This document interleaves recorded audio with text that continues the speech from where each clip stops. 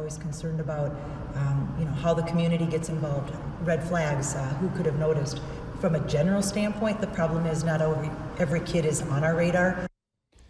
The death of a 6-year-old on Monday in Fergus Falls, Minnesota, has many people asking who dropped the ball and who missed the warning signs. We went back to Fergus Falls today to demand answers of Child Protective Services and the county to find out what went wrong and whether or not someone didn't do their job. Valley News Team's Rose Itzkovitz spent the day digging for answers to find out which government agency will be held accountable. We received reports from sources saying that they had called CPS about this. I'm just wondering. You know, I'm sorry, I can't comment because it's still an active investigation. So at this point, we would have no other releases to offer. So we're just trying to figure out what went wrong. It's, the fact that it got reported. Gruesome court documents detail a lifeless Justice Ray Berland brought to the hospital on Monday. His two caretakers, Bobby Christine Bishop and Walter Henry Weinhoff, now face charges of murder and malicious punishment of a child.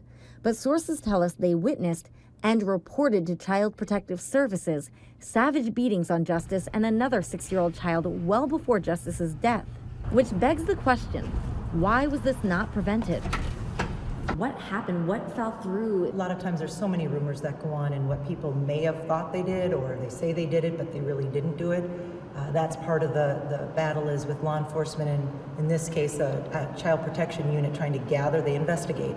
People tell us about that we've called, we've let them know about this. Are you still not even sure that that's happened, that people have called?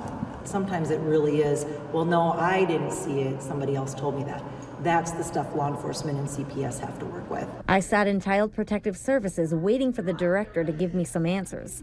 Instead, she chose to call me and said she was preparing a statement. The statement simply goes over the service's protocol when receiving a child maltreatment report, but it doesn't address any of the questions in this case.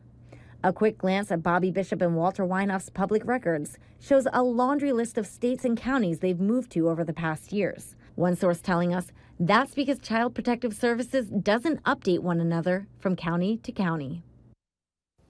When I had Deb Schustrom of Child Protective Services on the phone, I asked her if they'll be able to do anything differently in light of learning from this case. She told me any case has a review process and they look at what occurred and it helps them, quote, learn from it for future cases.